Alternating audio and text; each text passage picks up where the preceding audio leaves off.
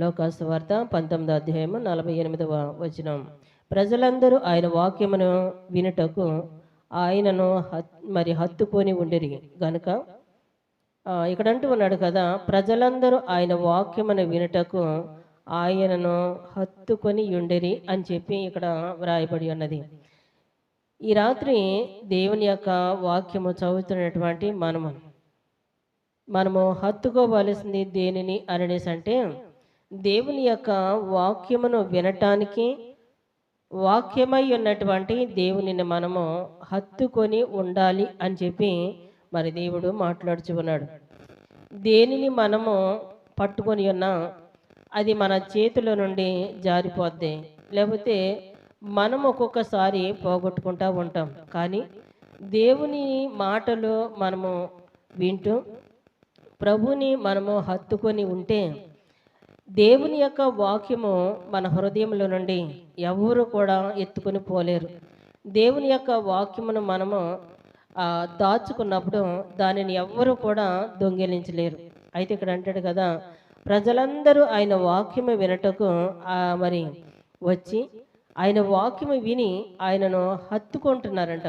దేవుణ్ణి ప్రేమిస్తూ దేవునితో ఉండటానికి మరి ఇష్టపడుతూ ఉన్నారు కనుక మరి దేవుని యొక్క వాక్యం వినిచినటువంటి నీవు మరి ఆయన వాక్యము వినటానికి ఆశపడుతూ ఆయన వాక్యము కొరకు ఆసక్తి కలిగి ఆయన మాట కొరకు వేగిర పడుతూ దేవుని యొక్క సన్నిధిలోనికి నువ్వు వస్తే వాక్యమును ఎప్పుడైతే నువ్వు వింటావో ప్రభుని హత్తుకొనగలుగుతావు, ప్రభుని ప్రేమించగలుగుతావు, ప్రభును ఉండగలుగుతాం. అయితే ఇక్కడ అంటాడు కదా, దేవుని యొక్క మరి వాక్యమును దేవుని యొక్క మాటను విని ఆయనను హత్తుకున్నటువంటి వారు, లేకపోతే ఆయనను చేర్చుకున్నటువంటి వారు, ఆయనతో నడిచినటువంటి వారు ఎవరైనా ఉన్నారంటే ఈ మాటకు వస్తే మనకి జక్కయ్య గుర్తు వస్తూ ఉంటాడు. అసలు యేసయ్య ఎవరు చూడాలి అనేటువంటి ఒక ఆశ కలిగి ఉన్నది. ఆశ కలిగి ప్రభుని చూడాలి అని చెప్పి ఆశపడినటువంటి జక్కయ్యతోటే దేవుడు మాట్లాడుతూ ఉన్నాడు. ఏమని మాట్లాడుతుందండి?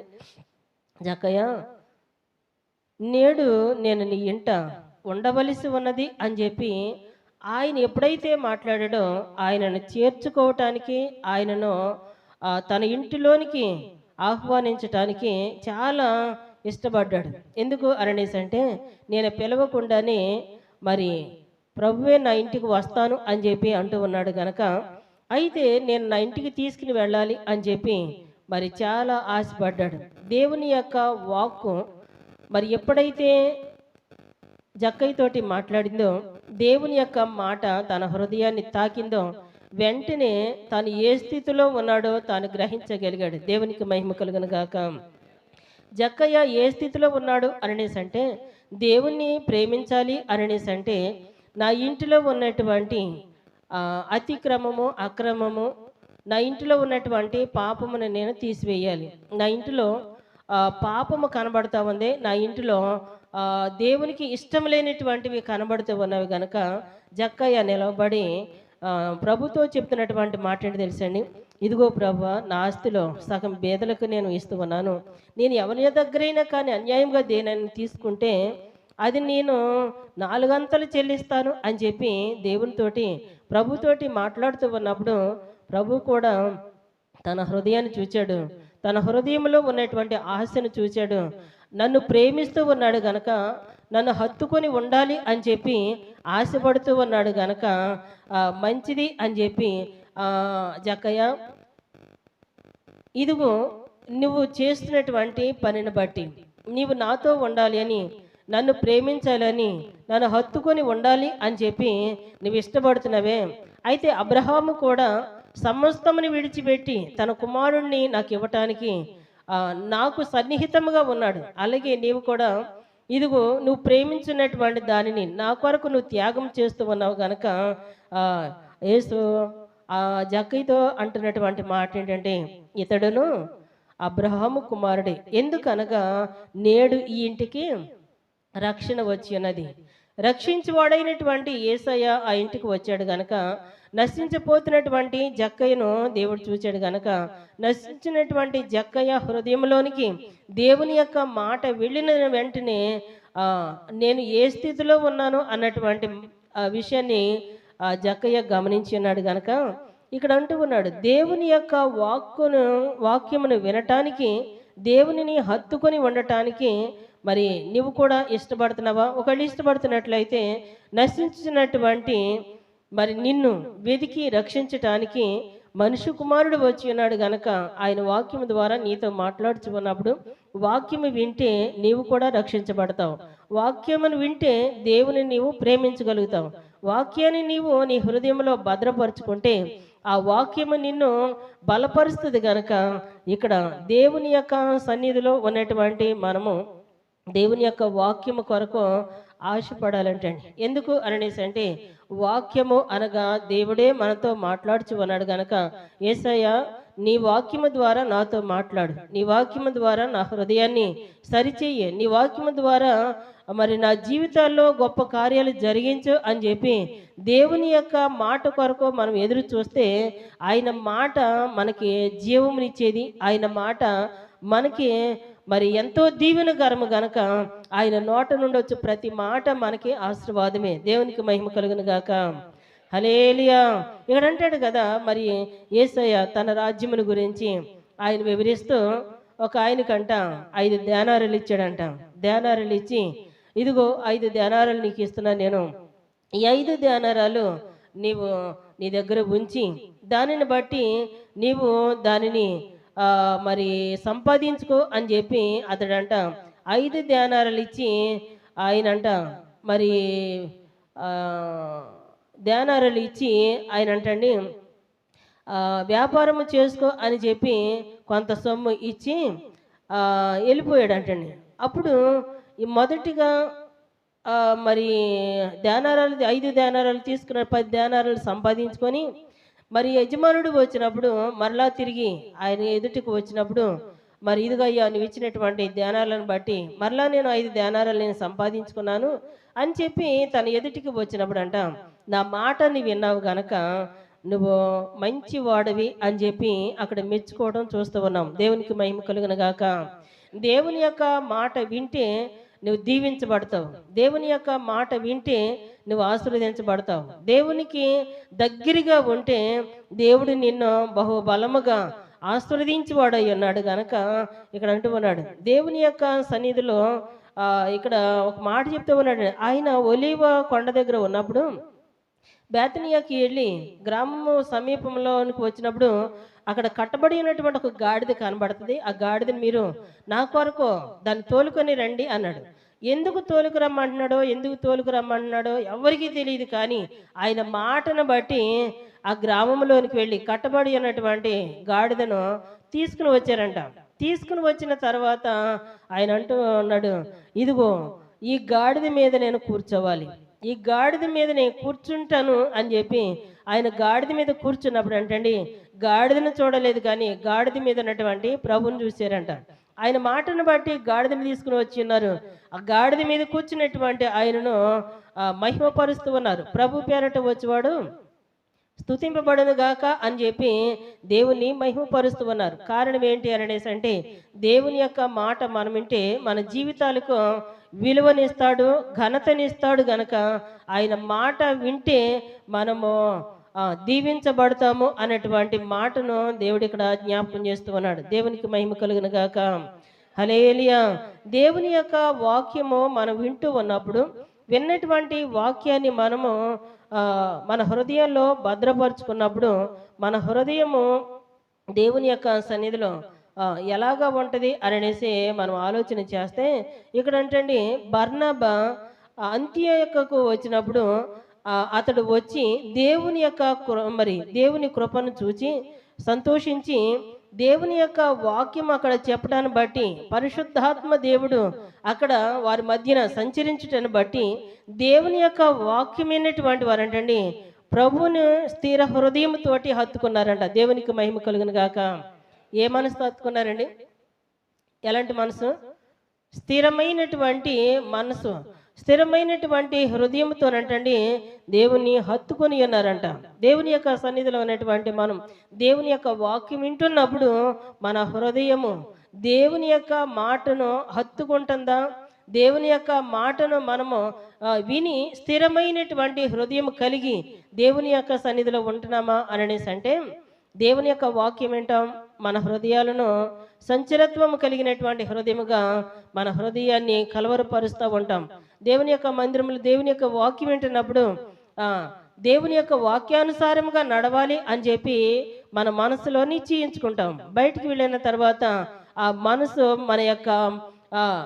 మన యొక్క మాటను వినదు, కానీ హృదయం మారిపోతూ ఉంటుంది. లోకంలో ఉన్నటువంటి వారిని చూచి వారు అలాగుంటే లేదా మనం ఎందుకు ఇలాగ ఉండాలి అని చెప్పేసి లోకంలో ఉన్నటువంటి వారితో కలిసిపోయి దేవుని యొక్క వాక్యాన్ని మర్చిపోతూ ఉంటారు. దేవునికి భయపడకుండా దేవుని హత్తుకున్నటువంటి మనం దేవునికి దూరం అయిపోయి దేవుని యొక్క మాటలను మనం మర్చిపోతూ ఉంటాం. అయితే ఇక్కడ అంటున్నాడు కదా, దేవుని యొక్క వాక్యమైనటువంటి నీవు స్థిర హృదయముతోటి మరి దేవుని యొక్క సన్నిధిలో ఉండాలి అని చెప్పి దేవుడు జ్ఞాపకం చేస్తూ ఉన్నాడు. దేవుని యొక్క వాక్యం వింటున్నప్పుడు దేవుడు నిన్ను ఏదైతే చేయమన్నాడో, దేవుడు నీకు ఏదైతే చెప్తా ఉన్నాడో, దేవుడు నిన్ను ఎలాగ నడిపిస్తాను అని చెప్పి దేవుడు నీకు ప్రమాణం చేస్తూ ఉన్నాడో, అలాగా దేవుడు నిన్ను నడిపించడానికి నీకు స్థిరమైనటువంటి హృదయం కలిగి దేవుని వైపు చూడగలిగితే దేవుడు నిన్ను బహుగా దీవిస్తాను అని చెప్పి దేవుడు మాట్లాడుతూ ఉన్నాడు. దేవునికి మహిమ కలుగును గాక. హల్లెలూయా. దేవుని యొక్క వాక్యం వినిచినటువంటి మనము, దేవుని యొక్క వాక్యము బలమైనది, స్వచ్ఛమైనది. దేవుని యొక్క వాక్యము ఖడ్గము గనక దేవుని యొక్క వాక్యము నీలో ఉన్నటువంటి చెడుతనాన్ని ఖండిస్తూ ఉంటుంది. నీలో ఉన్నటువంటి ప్రతి హేయమైనటువంటి దాన్ని మరి ఖండిస్తూ ఉంటుంది గనక దేవుని యొక్క వాక్యము చెప్తా ఉన్నది. సహోదరుల ప్రేమ విషయంలో ఒకని యందు ఒకడు అనురాగము గలవారే, ఘనత విషయంలో ఒకరినొకడు గొప్పగా ఎంచుకోనండి అని చెప్పి దేవుడు చెప్తా అంటున్నాడు. ఇక్కడ ఏమంటున్నాడంటే, మీ ప్రేమ నిష్కపటమైనదై ఉండవలెను, చెడ్డదానిని అసహించుకొని మంచి దానిని హత్తుకొని ఉండుడి అని చెప్పి దేవుడు జ్ఞాపకం చేస్తూ ఉన్నాడు. దేన్ని అసహించుకోవాలంటండి? చెడ్డదానిని అసహించుకోవాలంట, మంచి దానిని హత్తుకోవాలంట. మనమైతే అసహ్యమైనటువంటి వాటిని హత్తుకుంటాం, మంచి వాటినేమో ప్రేమించలేనటువంటి స్థితిలో మనం ఉంటాం. దేవుడు అంటూ ఉన్నాడు, ఇదిగో నువ్వు దేనిని హత్తుకొని ఉంటున్నావు, ఇదిగో ఈ లోక సంబంధమైనటువంటి అసహ్యమైనటువంటివి చెడ్డమైనటువంటి వాటిని విడిచిపెట్టు అని చెప్పి దేవుడు చెప్తా ఉంటే, మనమేమో దేవునికి అసహ్యమైనటువంటి వాటిని మనము ప్రేమిస్తూ ఉన్నాం కనుక ఈ రాత్రి చెప్తా ఉన్నాడు, దేనిని నువ్వు ప్రేమిస్తూ ఉన్నావు, దేనిని నువ్వు హత్తుకొని ఉన్నావు, దేని కొరకు నువ్వు ప్రాకులాడుతూ ఉన్నావు. దేవుని యొక్క మాట మరి జీవము కలిగినది గనక దేవుని యొక్క మాట నీవు విడిచిపెట్టేసి దేనికి పనికిరనేటువంటి దాని కొరకు నువ్వు పరిగెడుతూ ఉన్నావు గనక దేవుని యొక్క సన్నిధిలో దేవుని యొక్క వాక్యం వింటున్నటువంటి మనం చెడ్డ దానిని అసహించుకోవాలంటండి. ఏం చేయాలని? ఏదైతే దేవునికి ఇష్టం లేదు అని దేవుడు నీతో చెప్తా ఉన్నాడో దానిని అసహించుకుని మంచి దానిని హత్తుకోమంటున్నాడు. మంచి ఏంటి అనేసి అంటే, ఇదిగో యెహోవాను స్తుతించుట మంచిది అని చెప్పి దేవుడు నీకు సెలవిస్తున్నాడు. దేవుణ్ణి స్తుతించే వారికి దేవుడు మంచి చేస్తాడు గనక ఇదిగో మరి భక్తిహీనులను దేవుడు అసహించుకుంటున్నాడు. భక్తిహీనమైనటువంటి క్రియలు నీ యందు ఉన్నట్లయితే ఈ రాత్రి దేవుడు చెప్తున్నటువంటి మాట, అసహ్యమైనటువంటి వాటిని నీవు అసహ్యమైనటువంటి వాటిని నీవు ప్రేమించవద్దు. దేవునికి ఇష్టడుగా ఉండటానికి మంచి దానిని నువ్వు హత్తుకున్నట్లయితే, ప్రేమిస్తూ ఉన్నట్లయితే దేవునికి నువ్వు దగ్గరగా ఉంటావు అని చెప్పి దేవుడు మాట్లాడుచు ఉన్నాడు. అయితే ఇక్కడ అంటున్నాడు కదా, మరి దేవుని పిల్లలమైనటువంటి మనకు దేవుడు శిరసయ్య ఉన్నాడు గనక శిరసయ్య ఉన్నటువంటి క్రీస్తుకి మనము ప్రథమ స్థానం ఇవ్వగలిగితే దేవునికి మనము ప్రభువా మరి అన్ని విషయంలో కూడా నీ అధికారానికి నేను ఒప్పుకుంటున్నాను, నీ మాటను బట్టి నేను అయ్యా నేను ప్రేమిస్తూ నీ మార్గంలో నేను నడుస్తూ నీ యొక్క మాటకు నేను విధేయత కలిగి అయ్యా నేను హత్తుకొని నేను జీవిస్తాను అని చెప్పి మనము దేవునితో వడంబడిక చేసుకున్నటువంటి మనకంటండి ఆయన అంటూ ఉన్నాడు, మరి ప్రభుని హత్తుకొని ఉన్నటువంటి వారికి దేవుడు బహుమానం ఇస్తున్నాడు అంటండి. ఆ బహుమానమును ఎవరు కూడా అపహరించలేరంట. దేవునికి మహిమ కలుగును గాక.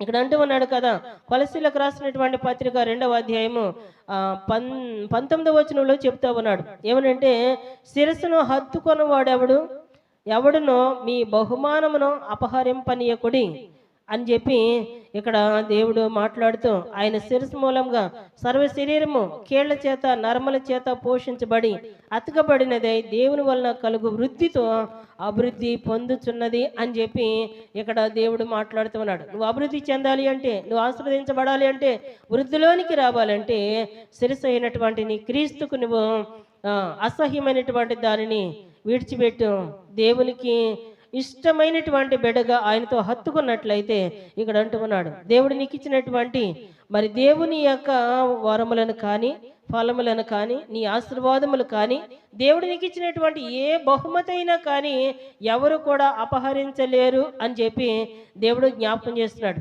దేవుని యొక్క వాక్యాన్ని ప్రేమించు, దేవుని నీవు హత్తుకొని ఉండు, దేవునిలో నువ్వు ఫలించు అని చెప్పి ఈ రాత్రి దేవుడు జ్ఞాపకం చేస్తూ ఆయన అంటూ ఉన్నాడు.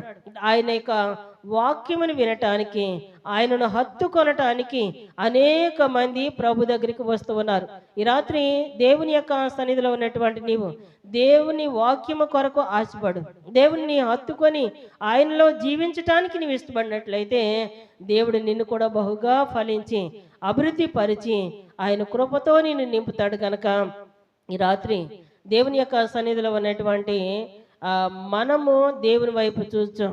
ప్రభువా, ఇదిగో ప్రేమిస్తే నిన్నే ప్రేమిస్తాను, నీవు తప్ప నాకెవరు లేరు, నీవే నా దేవుడవు, నీవే నా సంరక్షకుడవు, నీవే నా కాపరివి, నన్ను పోషించేవాడవు, నన్ను రక్షించేవాడవు, అయ్యా నన్ను బలపరిచేవాడవు. నీవు కృంగినప్పుడు అయ్యా ఇదిగో ఎవరు లేవనెత్తివారు లేరు, కానీ నా బలహీనతలో కృంగినటువంటి వేళలో నా ఎద్దుకు వచ్చి నన్ను బలపరిచేవాడవు నీవు, గనక నీవు తప్ప నాకు ఎవరు వద్దయ్యా అని చెప్పి దేవుని వైపు మనం చూడగలిగితే, యేసయ్య వైపు ప్రభు వైపు జక్కయ్య చూశాడు, జక్కయ్య వైపు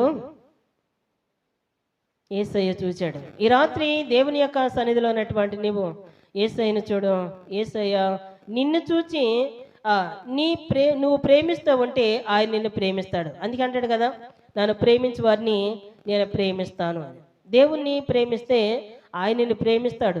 మనుషులను మనం ఎవరినైనా ద్వేషిస్తే వాళ్ళు మనల్ని ప్రేమిస్తారండి? ప్రేమించడం. మనం ద్వేషిస్తే మన ఎదుటినటువంటి వారు కూడా ద్వేషిస్తారు. మనం ప్రేమిస్తే ప్రేమిస్తారు. అందుకని అంటున్నాడు కదా, నన్ను ప్రేమించు వారిని నేను ప్రేమిస్తాను, నన్ను ప్రేమించు వారిని నేను ఆస్తికర్తలుగా చేస్తాను అని చెప్పి దేవుడు మాట్లాడుచున్నాడు. దేవునికి మహిమ కలుగును గాక. హల్లెలూయా.